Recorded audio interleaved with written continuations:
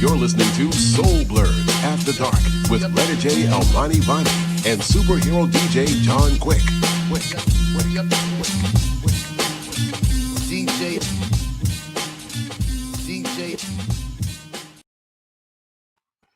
What's good, bro? What's good? Another episode of Soul Blerds After Dark. I'm superhero DJ John Quick. Got my boy Almani V. Our girl Letter J. She's on the road, but she'll be back with us hopefully next week. But El, first of all, how you doing, brother? Yo, I'm hanging in there. Yo, we haven't vibed since before right? the election. I know, man. I know. A lot of things have changed. A lot of things, bro. We gotta talk. Woo! Yeah, we got a lot, man. But let's dive into some things, man. All right. So first up, and our boy Lavar Ball is at it again. So, his son, LaMelo went number 3 to Charlotte. So now he's going to be Michael Jordan's headache. This is so. Now remember, hold on. Let me back up a little bit. Remember back in the day, LaVar said he could take Mike out in a one-on-one game, even though he averaged a career 1.8 points per game in Washington State as a career backup. But that's a whole other story. But anyway, Lamar, he lost that game with his damn teeth. So listen, LaVar Ball warned his sons. He basically told LaMelo that you'll never meet a good woman during your NBA career. Mm-hmm. So I get what he's trying to say, because like literally I've met professional groupies. Like they literally have strategies on how to meet NBA players. They know how to find out where the hotels they're staying at. I mean, they professional groupies, and they're baller alert, right? They're unapologetic. So, what do you think about Lavar's advice for his son? You know what? I'll be honest with you. I feel him. Yeah, because I think what happens is it becomes hard to find out who's authentic. I'll say this without the single sisters killing me. But I used to say, one of the things, I had a couple of homegirls, they're like, I want to get married, hook me up. And only the ones I was like real close, like those were my homegirls, like I had that conversation with, and I'd be like, yo, are you really in love with the dude or in love with the idea of marriage? And I think what happens is that, now that's one end. I think on the superficial end, just think about it. Wealth, riches, you have somebody's baby, you set for life, right? Mm-hmm. To the superficial person, they can make themselves seem as authentic as all can be. That's true. Like listen, I don't agree with dude all the time. Yeah. But on this, I understand where you're coming from. Yeah. Honestly, if it was my son, I would definitely tell him in the morning to just take his time. Yep. And also take into account, know your worth, know that you represent so many things and so many different people, and to just be careful of who you let into your inner circle.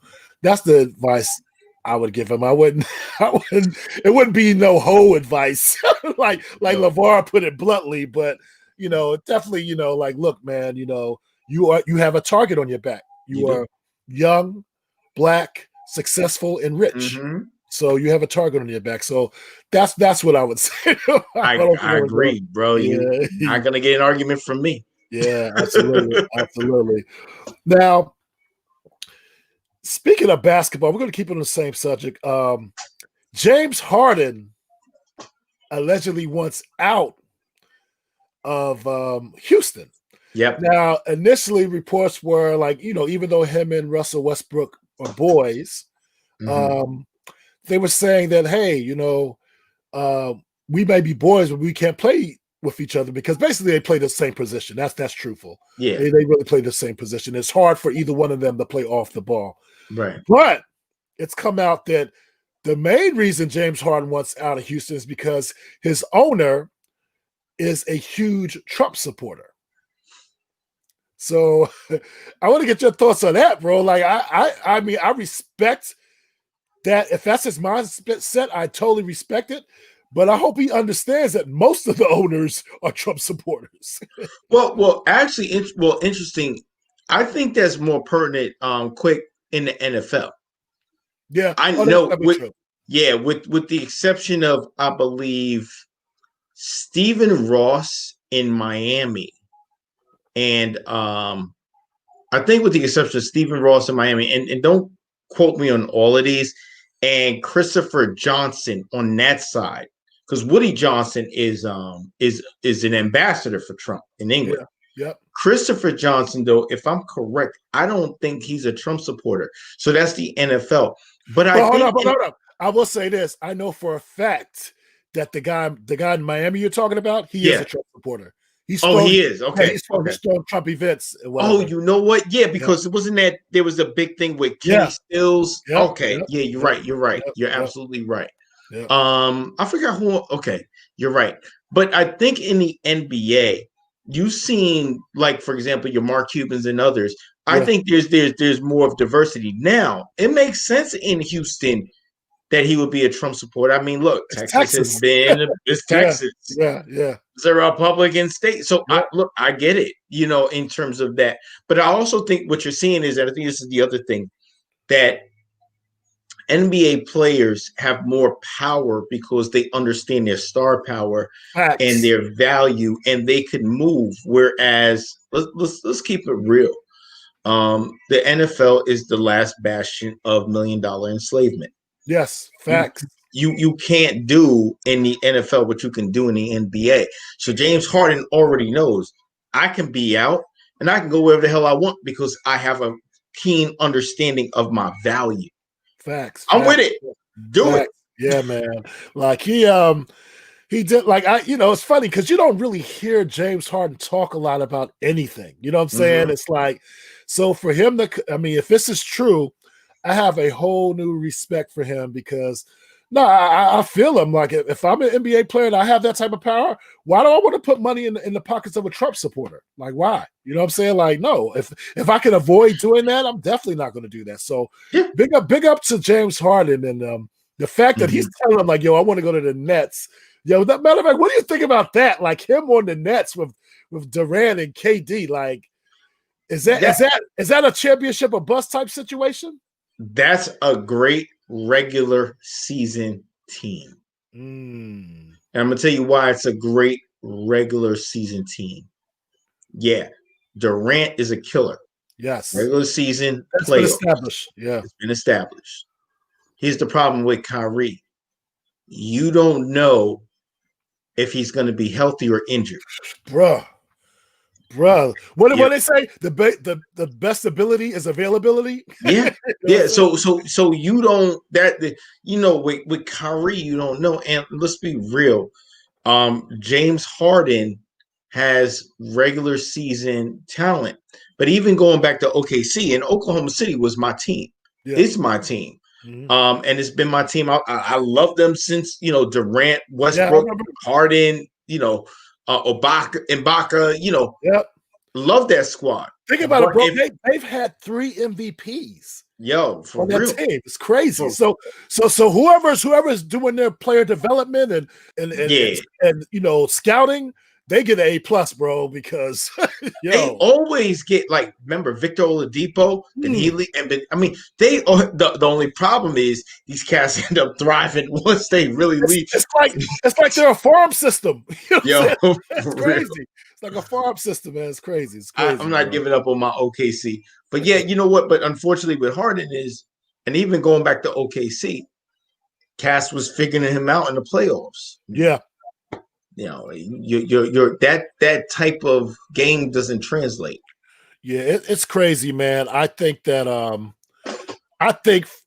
well, first of all, them being in New York, if that deal were to happen, it literally would be just from the pressure of the New York media and the fans, and especially in Brooklyn, who they've never won an NBA championship. Right. It would definitely be first year. You need to win a chip, or at least take somebody to a seventh game in the finals type situation. Because even like with the super team in Miami, remember they didn't win it the first year. Right. It took them a while to get it together, but they ended up winning 2 chips. So I definitely feel if that does come to fruition, they got to win it within the first 2 years, man, or it's a failure. But let's keep this train moving, bro.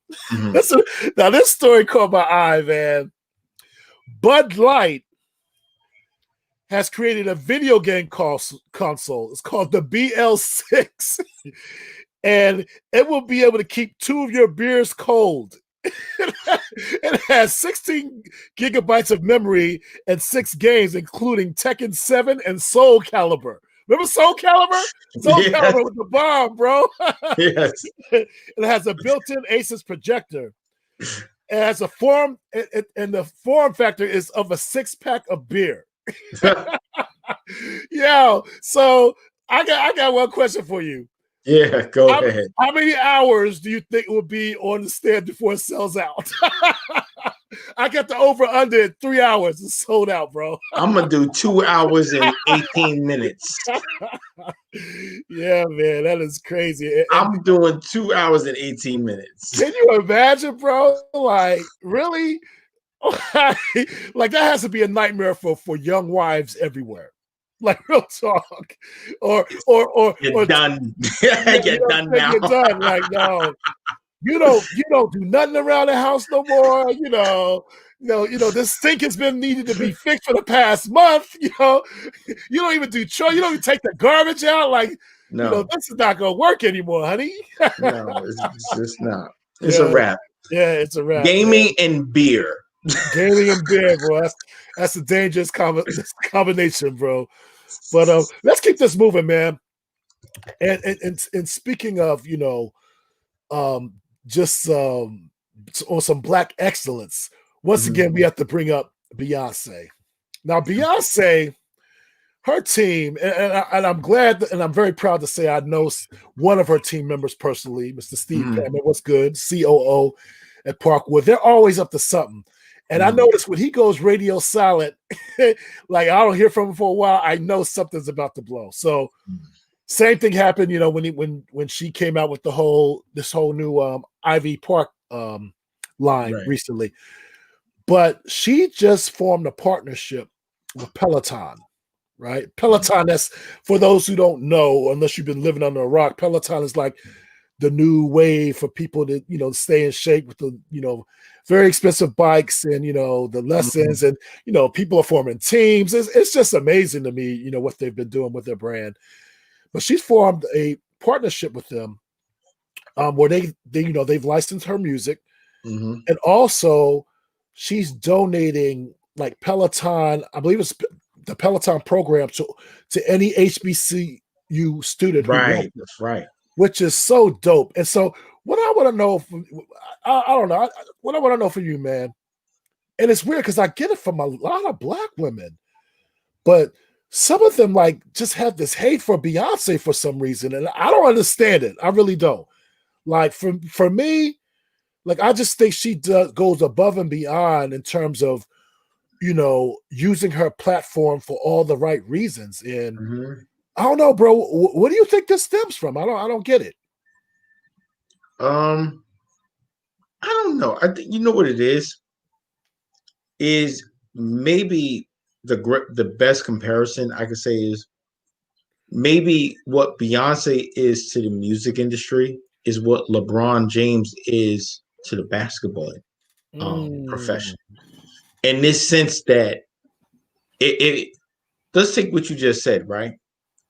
We literally can apply that to LeBron. Yep. But nevertheless, regardless of all of his accolades, for some odd reason, people just have an agenda to just hate. It's crazy. It's just hate. And I think it's the same thing with Beyonce, which is maybe because there's just this level of adoration, but maybe because something else about her may be polarizing, right? Yeah. And so all of a sudden you get that group, because that's what it falls in. It's the same thing as like LeBron.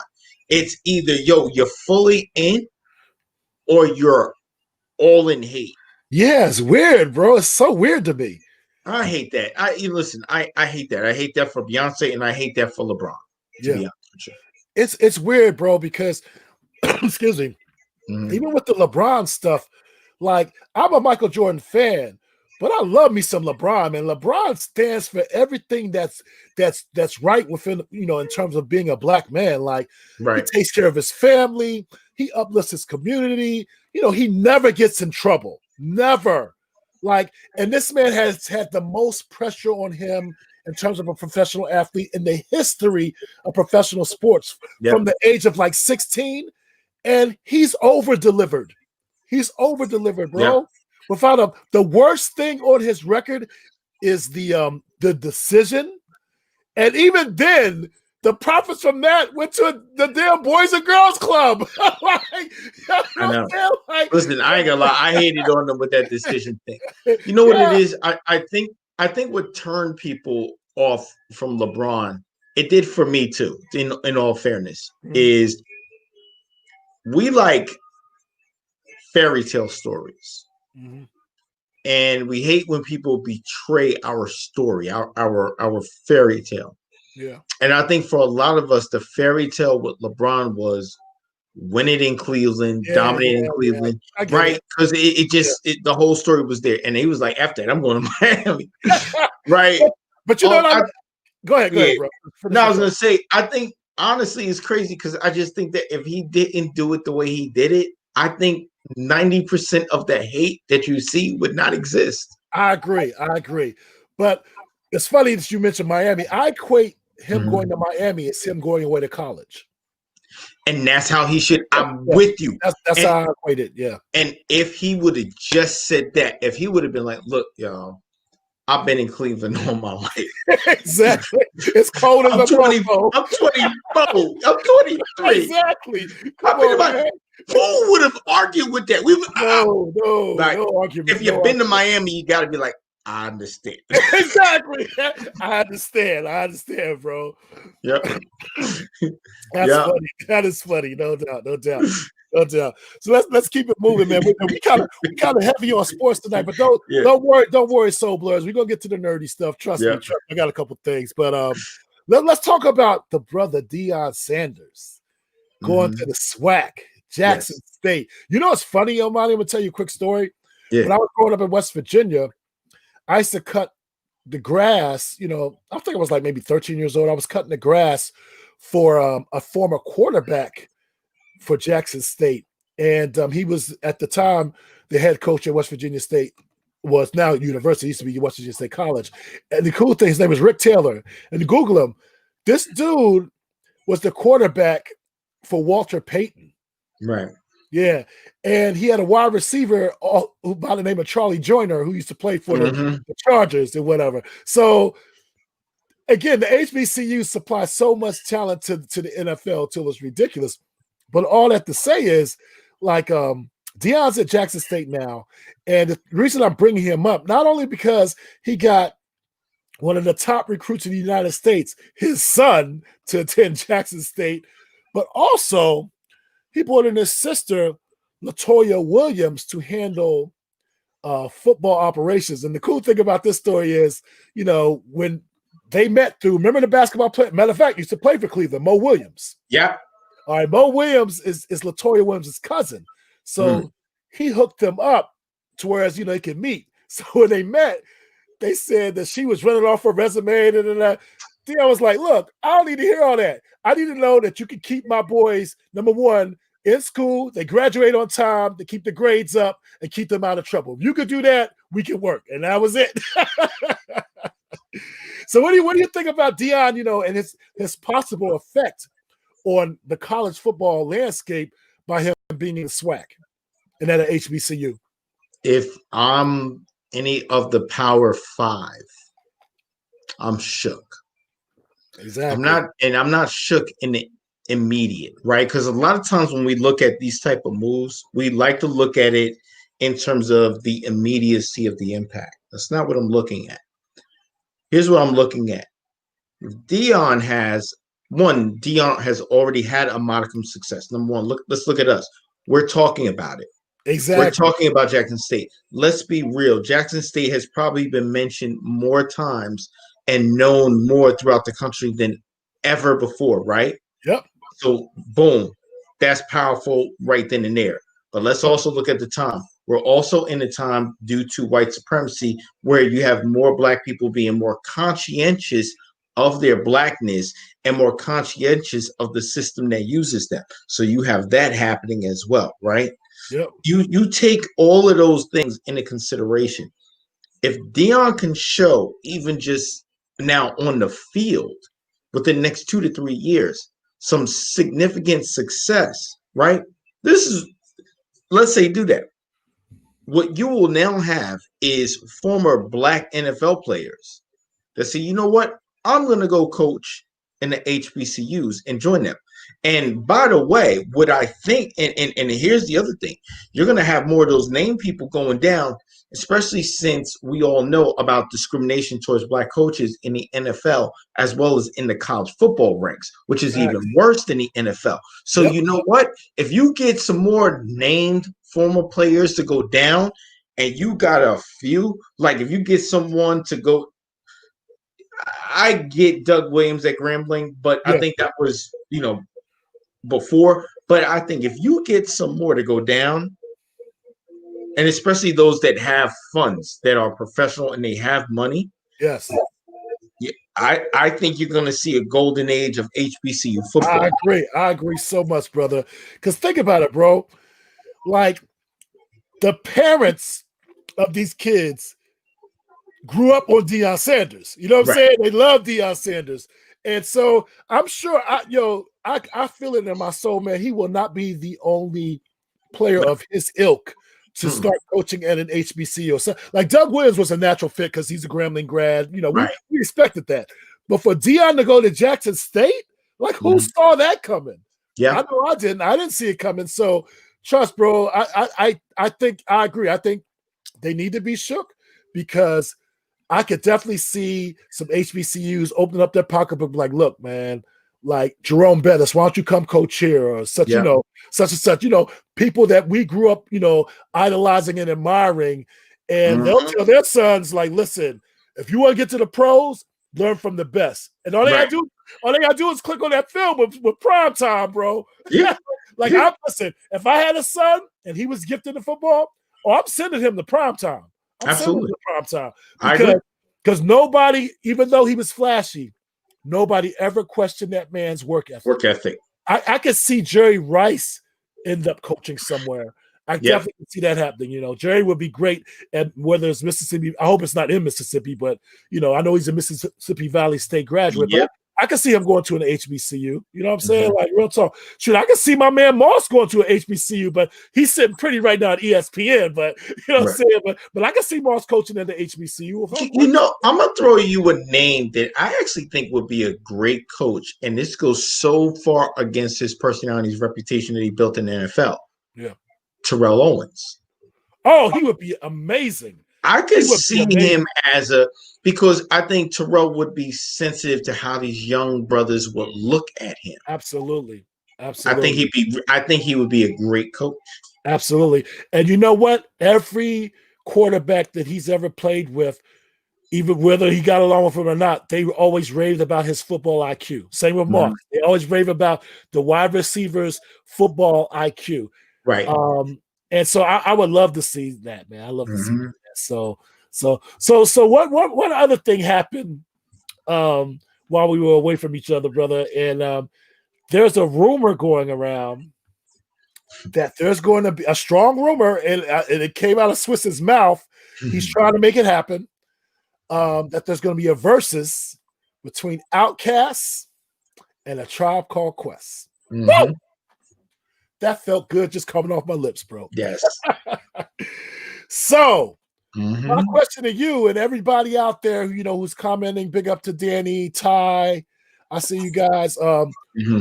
If we were to have a Tribe Called Quest versus Outkast, who do you think about it? Even though they both have great catalogs, they have great catalogs, but all you need is 11 winners. All you need is 11 winners. Who do you got, man? Who you got, Monty? I know who you're gonna say, but go ahead. Yo, you know what? I got a Tribe Called Quest. I look at this though the same way as the Badu Jill Scott. Yes. Right? You're just either in one camp, or the other, and it's one of those where the culture wins. Yep. Because, and actually, it's almost even similar with DMX and Snoop Dogg. It's like, yo, you got the one that you ride with, right? Yeah. But at the end of the day, you're not looking at it as, oh, that's better than that. Because you're gonna be like, yeah, exactly, on, man, exactly. I'm gonna be doing this on an Outkast joint, like put elevators on. Look, you know what? Actually, yo, you know what was interesting, and with both of us being DJs quick, I think you can appreciate this. What I'm more looking forward to when that pops off is not so much versus, Outkast versus Tribe. I want to see what songs come after each other. Yes. Yo, because like I said, yo, if that's why I love verses, bro. The strategy behind it. Yeah. There's real strategy behind it, man. Because you got some straight up, ICBM missiles you got to hold off on because you can't waste them. You know what I mean? Listen, all I know is this: if they start going, me and you, your mama and your cousin too, and then follow that with "relax yourself, girl."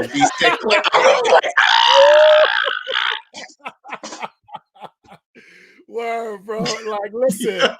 First of all, let's keep it 100. Like, we've had some, big up the Swiss and Timberland. They put together some great matchups. Yeah. I just think this one would break all the records. Yeah. Because first of all, if I'm not mistaken, like 2 decades at least for Outkast. I know it's 3 decades for Tribe Called Quest. It would just be phenomenal, man. And my thing is this: are we going to count the Q-tip stuff? You know what I'm saying? Like, or is it just straight, Tribe as a group? You could just do straight Tribe as a group. Oh, you definitely could do that. You definitely could do that. But it would just be, wow. I mean, don't get me wrong. I would definitely ride with Tribe Called Quest, but I'm a big Outkast fan. Mm-hmm. I just think the difference between the two for me is that I felt like Tribe Called Quest kind of changed the game. They changed the game in terms of, the way they use jazz samples and things of that nature. Nobody was really doing that until they came through with that first album, bro. And wow. see, now you just opened up a can of worms. That's why they got to stick on Tribe stuff.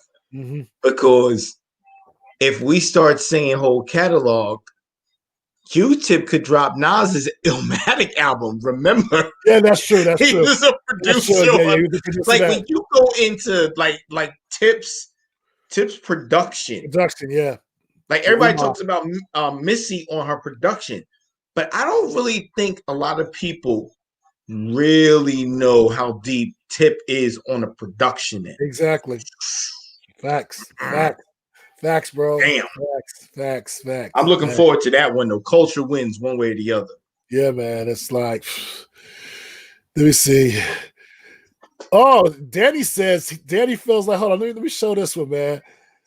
Danny feels like that those hits try more lyrical, more lectural. Okay, had those hits. Yeah. That's actually, you know what? I can't even argue with that. I can't even argue with that. That's actually, especially, when Fife was in, down, like, I love Tip and Fife, but Fife's metaphors were crazy. But then again, you look at you can't sleep on 3,000, 3 stacks. Oh my God, bro! Like it would be, bro. Man, I know we spent a long time on this one subject, but it's worth it. It's worth it, man. I'm watching my young boys. Danny, Ty, what up? Good seeing y'all. Those are my students, man. Oh, Good that's what's up. That's what's up. That's what's up. Yeah. My question would be, Busta just dropped an incredible album. Oh my God! Like if you love hip hop, you need to have this album in your possession. Another album you need to go get is Salaam Remy. I forgot the name of it. I can't think of the name of it right now. Yeah. But it's hip hop with a Fela Kuti feel. It's really dope. He has Black Thought on it, Common, Busters on it. Like it's a dope album. Tidra Moses. So those are 2 albums I would definitely highly recommend.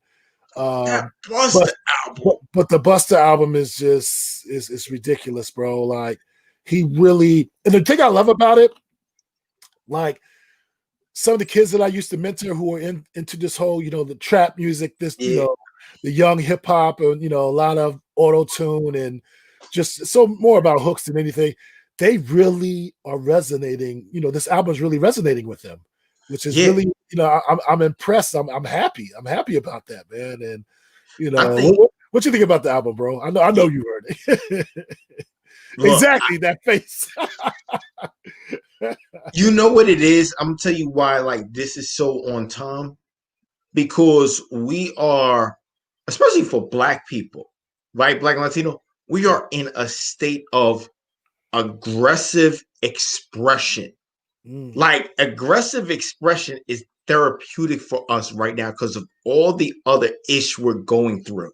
And so when you hear Bust and when I hear Czar and I hear that, oh my God. I mean, I'm just like, yeah, I'm a Czar. Look, yeah, man. Watch that video. The old African ladies like destroy them all. I'm like, I'm like, but I mean, gosh, lyrically, but that's the other thing. It's not just the beat. His lyrics is at the top of his game. Yeah. Lyrically, bro, like he's one of the GOATs. I don't care what nobody say. And he has so many different types of deliveries. Like his angles. Like, come on, bro. Like, I think he gets love. I just don't think he gets the level of love he should get when we start talking about the GOATs. You know what I mean? Because he's 3 decades in, bro. 3 decades in, man. Like we got Busta in the early 90s. You know what I'm saying? With Leaders of the New School. Yeah. I still remember the performance on Arsenio Hall. When he had the big hat and he started unraveling it and the dreads came out and he started, it was crazy, bro. It was crazy, man. So big up to the Dungeon Dragon Busta Rhymes, man. Yo, I'm just thinking, you're right. It's been that time because my senior year we step show woo-ha, damn. Damn. He's almost every summer he's giving us a banger. Yes. Not too many artists can say that, man. Like consistently, and he's been able to keep up to the young boys. Like, remember the joint he did with Chris Brown? Yeah. Let me show you how to roll them dice. Oh my God. Yo, he just wow. Once again, big up to the Dungeon Dragon. Yeah. Man. But anyway, let's get political, man, because I know you wanted to get something off your chest in terms of this whole, these centrist Democrats thinking that Black Lives Matter was the reason we lost some seats in the House, and we're not lost in the House, but we didn't get the amount of seats that we wanted in the House. I mean, the Senate and the seats that we lost in the House. So I want you to wax on that for a second, man. Okay. Democrats, Representative Clyburn, Nancy Pelosi, Connor Lamb, okay, my frat, Hakeem Jeffries, Tom Perez. Let me holler at y'all for a second, okay? I know y'all, we'll make sure that this gets to you. I need to talk to y'all for a second, okay? Some odd reason, after Joe Biden won, while we supposed to be celebrating and finally feeling good, I'm seeing a whole bunch of centrist Democrats come out talking about how, the slogans of socialism and defunding the police was the reason why y'all ain't win all the seats you thought you was gonna win. Okay, and you want to blame it on that. So you're blaming it on the slogans or the movements that push Black people in Philly, Milwaukee, Atlanta, and Detroit to come out in record levels to put Joe Biden and Democrats over the top. So let me holler at you. Let me tell you something. You really think it's that? You really think? Let's stop. Are there not 200, rest in peace, 230,000 Americans dead? Did this fool not tell the Proud Boys, the racists, to stand back and stand by? Exactly. Did he not just spout every type of racist notion? By the way, when we talk about violence, was it not the right wingers that's been causing all types of hell and violence and killing people all throughout this election season? Yep. So you think you got all of that, and you really think that they lost because of those slogans? No. My last point on this, let me tell you what slogan maybe cost them. Vote blue no matter who. See, that's your problem. You think you can just say, hey, we're the good guys, and you don't put nothing in the ground game.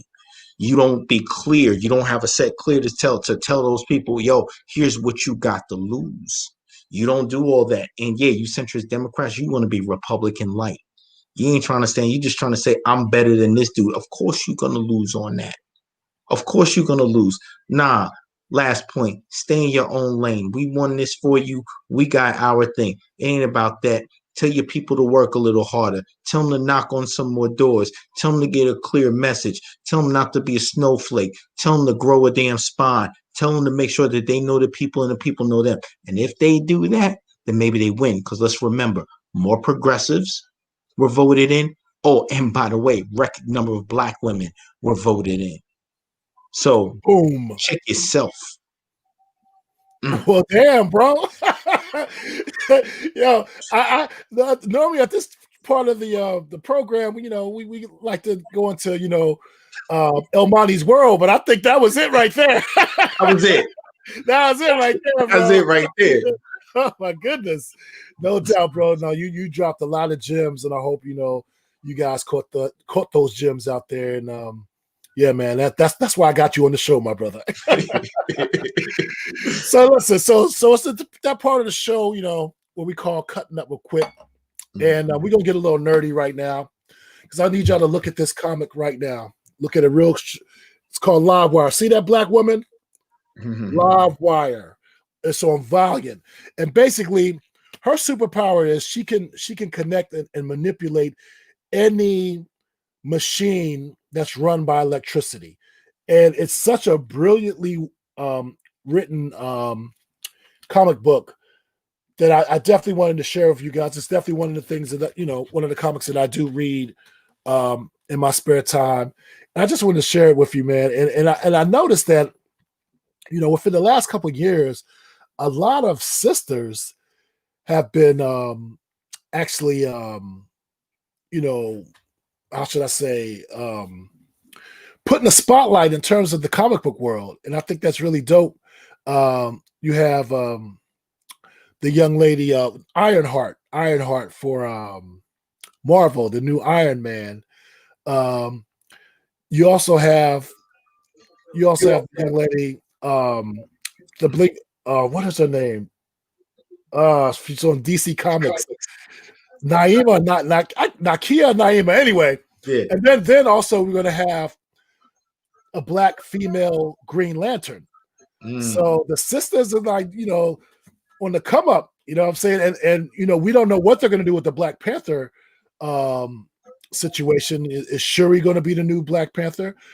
Just like in the comics, we don't know. So big up to all black women, all our Blerds, our sisters out there who are Blerds. Yeah. And it's kind of a fun time we're living in, and I'm enjoying this diversity and just seeing our sisters do their thing, man. So bro, Like we've been kicking it for like 45 minutes. We didn't even have a guest, so it's all love. So is there anything else you want to add before we get out of here? Yo, I want to say this, man. And I know I did my Omani's World, but you said it about Black women getting elevated. Yes. You know what? I think I had texted you earlier that I just took over as the advisor to my high school's anime, manga, comic, gaming club. Nice, right? Nice. And it's something that you know, when you're talking about Black women on the come up as characters, and something now I just thought about, man, you just inspired me. And that is, we have a lot of young Black girls and Black boys, but let me stick to the black girls for a second, who are into anime, into comics and everything. Yeah. So realize that I'm in a position where I can inspire them and provide a platform for them to now take it to the next level, to whereas they go from being the characters to being maybe a Black woman owned and produced comic. Right? Black women owned and produced manga and anime and the whole nine. And you know what? I'm going to work on that. That's dope, bro. That's dope, man. I'm glad that inspired you, man, because you're definitely going to be an inspiration to them, man. And I look forward to hearing these reports. Man, listen, I'm going to put it like, let me tell you, you know me, I don't do nothing small, all big, right? All good. I am trying to build, mark my words, by June 2020, Piscataway High School will have the largest anime, manga, comic, gaming club on the high school level in the country. Oh man, I believe you, bro. I believe you, man. I cannot wait, bro. I cannot wait. In the country. And once again, congratulations on that position, man. Like, I know that's something that you're very passionate about. Oh, yeah. I know you're gonna have a lot of fun with it, man. And again, I look forward to all the stories you're gonna be able to share with us right here on Soul Blerds After Dark.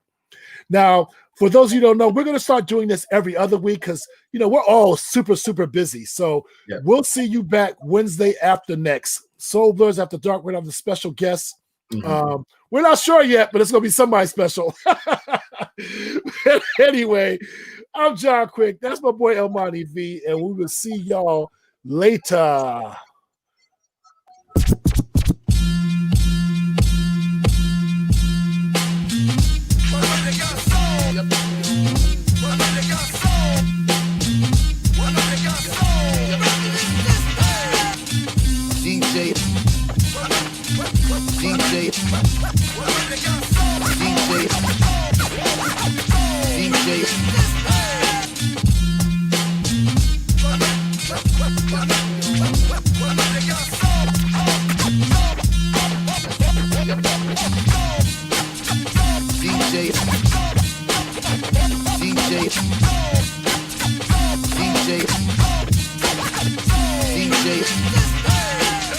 You're listening to Soul Blerds After Dark with Letter J. Elmani Viney and superhero DJ John Quick.